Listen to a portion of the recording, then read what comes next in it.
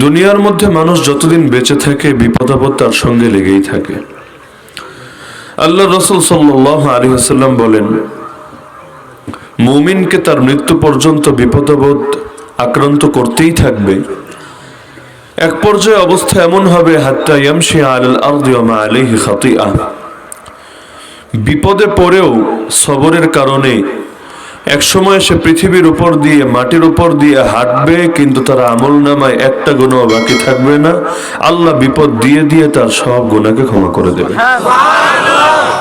আল্লাহ তাআলা কাউকে জাহান্নামের আযাব দিয়ে পরীক্ষা করেন, আর কাউকে দুনিয়ার মধ্যে বিপদ আপদ দিয়ে পরীক্ষা করেন। দুনিয়ার বিপদ আপদে পড়ে আল্লাহকে যারা ভোলে না, উল্টো বিপদে পড়লে আল্লাহর সঙ্গে সম্পর্ক আরো মজবুত করে, তাদেরকে দ্বিতীয়বার আর জাহান্নামে পুড়িয়ে পুড়িয়ে খাঁটি করতে হয় না, বরং তারা মরার সময় খাঁটি অবস্থায় মরে।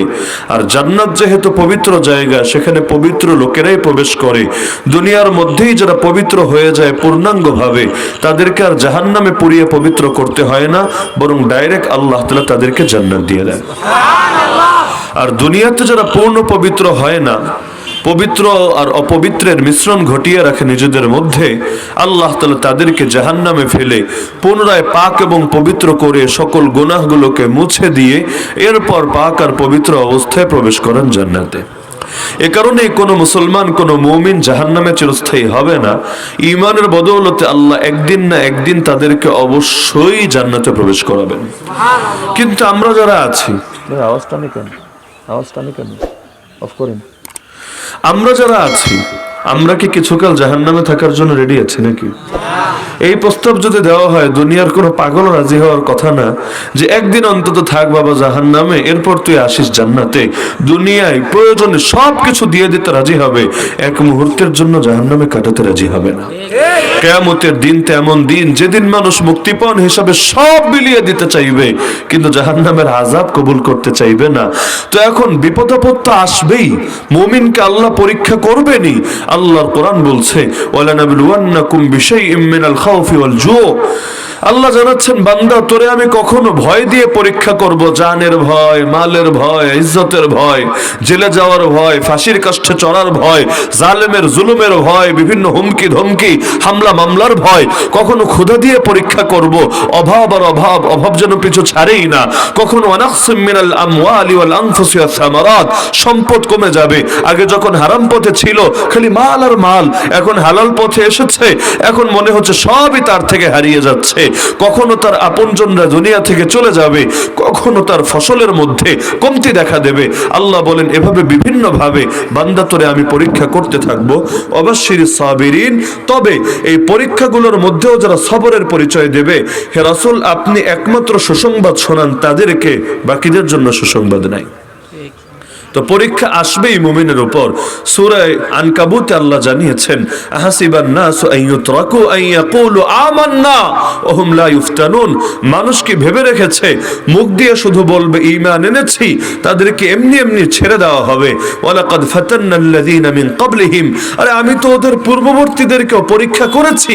ফালা ইয়ালামান্নাল্লাহুল্লাযীনা সাদাকু ওয়া লা ইয়ালামান্নাল কাযিবিন, আমি পরীক্ষা করেই যাচাই করে নিয়েছি ঈমানের দাবি কারা সত্যবাদী আর কারা মিথ্যাবাদী। বাংলায় বলে না, বিপদে বন্ধুর পরিচয়। তো ইসলামের দুর্দিনেও খাঁটি মুসলিমের পরিচয় পাওয়া যায়। দুনিয়ার মধ্যেও যখন বিপদে পড়ে, তখন কারা খাঁটি আল্লাহ প্রেমিক এটা চেনা যায়, কারণ বিপদে বন্ধুর পরিচয় মেলে। তো এখন কিছু মানুষ আছে, বিপদে যত পড়ে আল্লাহর সঙ্গে সম্পর্ক তত বাড়ে। কিছু মানুষ উল্টা, সুখের সময় আল্লাহ, এখন বিপদে পড়েছে, এখন ভাবে আরে আল্লাহর ডাইকে কি পেলাম জীবনে, ইবাদত বন্দেগী করে, ইলম শিখে, আমল করে, দাওয়াতের লাইনে, তাজকিয়ার লাইনে থেকে কি অর্জন হলো আমার জীবনে, এই পথে থেকে আর লাভ নাই, আমি চলে যাই হারাম পথে, চলে যাই বেদাতের পথে, চলে যাই ভণ্ডামির পথে, নাস্তিকতার পথে, নাউযুবিল্লাহি মিন যালিক। তো তো বিপদ আসবেই, কিন্তু বিপদেও সাহায্য চাইতে হবে কার কাছে? ইয়াকা না'বুদু ওয়া ইয়াকা নাস্তাঈন। ইবাদত করি একমাত্র আপনার, সাহায্য চাই একমাত্র আপনার কাছে। কিন্তু সাহায্য চাইবো কিভাবে, এটা নিয়ে আলোচনা করব আজকে সংক্ষিপ্ত পরিসরে। আল্লাহ তাআলা কিভাবে সাহায্য চাইবেন সেটাও তিনি শিখিয়ে দিয়েছেন, কারণ আল্লাহ তাআলা শেখাতে কোনো কিছু বাদ রাখেন না। ইসলাম পরিপূর্ণ, সুতরাং সবকিছু শিক্ষাই তিনি দিবেন পূর্ণাঙ্গভাবে, এ কথা বলাই বাহুল্য। তা আল্লাহ বলেছেন সাহায্য চাইতে হবে দুই জিনিসের দ্বারা। কয় জিনিসের দ্বারা? বিপদ আসবেই। বিপদ নবী রাসূলের জিন্দেগিতেই যদি আসতে পারে, আমরা কি নবী রাসূলের চাইতে বড় আল্লাহওয়ালা হয়ে গেছি? তো নবী রাসূলের উপরে যদি বিপদ আসে, আমার আপনার উপরে আসবে না কোন দুঃখে? যেখানে বিপদ আসে মৌলিকভাবে গুনাহের কারণে, ওমা আসাবাকুম মিন মুসিবা ফাবিমা কাসাবাত আইদিকুম।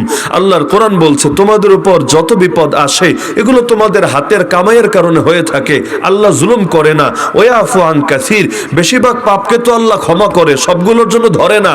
যদি সবগুলোর জন্য ধরতো, দুনিয়া একটা মানুষ আর বাকি থাকতো না।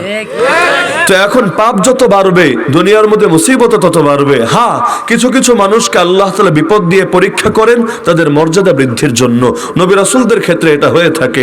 তারা তো আর পাপ করেন না যে পাপের কারণে আযাব আসবে, বরঞ্চ আল্লাহ তাআলা জান্নাতে তাদের মর্যাদাকে আরো বাড়াতে চান, উপরন্তু উম্মতের সামনে আদর্শ রেখে দৃষ্টান্ত স্থাপন করতে চান যে আসলে দেখো উম্মত, দ্বীনের পথে থাকলে বাধা আসবেই।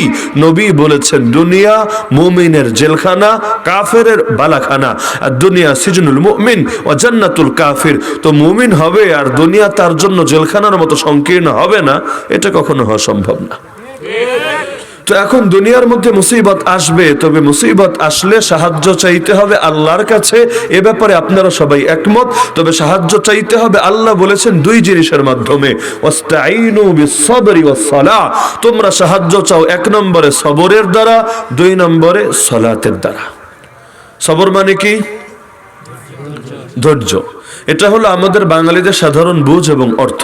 সবর মানে শুধু ধৈর্য না, বরং সবরের তিন প্রকারের এক প্রকার হলো ধৈর্য। সবর তিন জিনিসের নাম। কয় জিনিস? কয় জিনিস? তিন জিনিস। সবর তিন জিনিসের নাম। এখন ধরেন আমি যদি জিজ্ঞেস করি আপনারা কোন দেশের, বলবেন বাংলাদেশের। আচ্ছা, বাংলাদেশ বলে কারে? শুধু ময়মনসিংহে। শুধু ময়মনসিংহে বাংলাদেশ বলে? বাংলাদেশের মধ্যে ময়মনসিংহ আছে, ঢাকাও আছে, সিলেটও আছে, রংপুরও আছে, রাজশাহীও আছে, অনেক বিভাগ, অনেক জেলা, অনেক থানা আছে। আপনারা বাংলাদেশের অংশ বটে, কিন্তু পুরো বাংলাদেশ শুধু আপনারা না, এর বাইরেও বাংলাদেশের বড় অংশ আছে। তো ধৈর্য ও সবর কোনো সন্দেহ নাই। তো সবর সীমাবদ্ধ না শুধু ধৈর্যের মাঝে। আমরা ধৈর্য বলতে কি বুঝি? বিপদে পড়ছে, এখন বিপদে পড়ে অস্থির হয়ে যায় নাই, হতাশ হয়ে যায় নাই, অটলতা অবিচলতা দেখিয়েছে, এটাকেই তো আমরা ধৈর্য বলি। কিন্তু এটা সবরের একমাত্র অংশ না, বরং অনেকগুলো অংশের, তিনটা অংশের একটা অংশ মাত্র। তাহলে সবর কয় জিনিসের নাম? কয় জিনিসের নাম? আগে তো শিখতে হবে, পরে না মানতে হবে। না শিখলে, না জানলে মানে আবার কিভাবে? যে নামাজ শেখে নাই ও নামাজ পড়তে পারবে? যে হজের ব্যাপারে এলেম রাখে না, জানে না হজ কেমনে করতে হয়, ওরে সৌদি আরবে ভিসা দিয়ে পাঠায় দিলেই ও হজ করতে পারবে? আগে জানতে হয়, পরে মানতে হয়। তো সবরের দ্বারা আল্লাহ সাহায্য চাইবেন। তো সবর বলে কারে? আগে তো এটা বুঝতে হবে, সবর বলে তিন জিনিসকে। কয় জিনিস? কয় জিনিস? এক নম্বরে as-sabru আনিল মাসিয়াহ, গুনাহ থেকে বেঁচে থাকার নাম সবর। এক নম্বর অংশ এটা। তার মানে যারা যারা গুনাহগার তারা সবরকারী না। এতক্ষণ সাথে থাকার জন্য সবাইকে অসংখ্য ধন্যবাদ। তো সবাই লাইক কমেন্ট করতে ভুলবেন না, দয়া করে সবাই একটা করে শেয়ার করে দিবেন, আর সবাই ইসলামিক মিডিয়ার সাথেই থাকবেন। ধন্যবাদ সবাইকে।